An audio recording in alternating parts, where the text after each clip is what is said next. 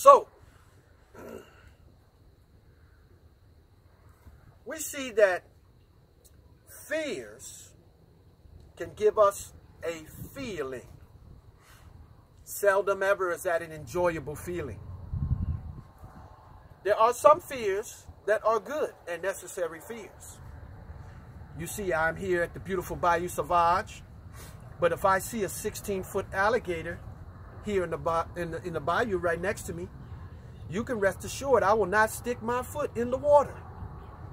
The fear of getting bitten by the alligator would cause me to steer clear of the water. That is a helpful fear. But I contend that the majority of fears that we face on a day-to-day basis are debilitating, limiting fears.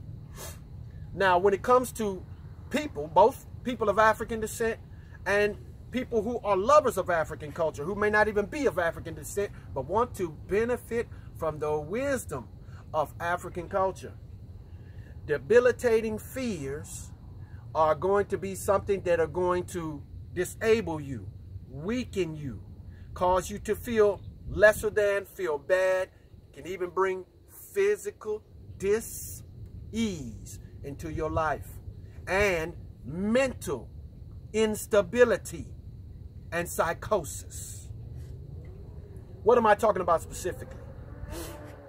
Because of warfare and one entity wanting to dominate another entity, one group of people wanting to enslave and dominate another group of people,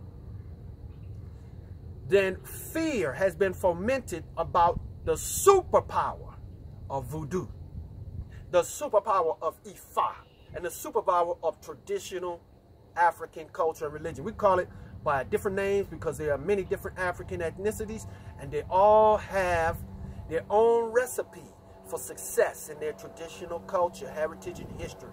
For me, it's Olorişa Voodoo and Ifa. So lies were propagated. They brought a confusing combination of lies and fear into our environment, and we allowed it to propagate. We bought into it. So to this very date, we still have not returned to our center, both in the continent of Africa and throughout the African diaspora, in a really cohesive and powerful way. Although it's getting better. It's getting better. Every day it's getting better. Many of us are bought into the confusion, and we believe that voodoo is some type of evil. As a matter of fact, many people throughout the African diaspora, because of their belief that this is a harsh, cold world, it's lack, it's not enough to go around, whatever have you, I can't get it quick, I can't get it fast enough, I feel desperate, have turned to things like sorcery and willful magic. And we have confused that sorcery with voodoo. As I said before, voodoo is the essence of all life and ashe given into the creation by the Almighty Creator. That's what voodoo means. Ifa is a tradition that comes out of Yoruba culture. It's part of Yoruba culture, and it's a tradition that is here to help us build Iwa Pwele, good character, and be successful in life. So I get questions about people asking me about hexing, jinxing. We hear stories about people attacking albinos throughout the continent of Africa to use their body parts for sorcery, for lack of a better term. These things are based in fear. Fear breeds criminality and psychosis.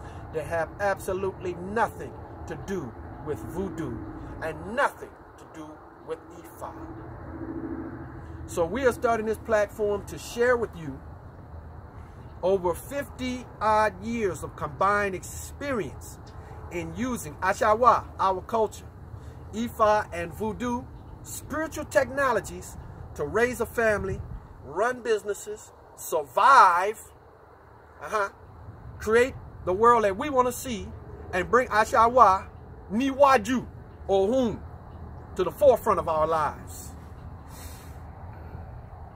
I greet you here from the illustrious Bayou Sauvage, the home of our fighting ancestors, the home of the brave, I wish you tranquility, peace of mind, and for your Ori to be filled up with belief in self. Your Ori, your head, to be filled up in belief in self and belief in abundance, belief that Olodumare, the owner of everything that is, Ati, Bogo Orisha, all of the divinities, Ati Bogo Egunwa, all of our ancestors are here as part of the whole to help us live a life abundant, a life of tranquility, success, joy, and riches.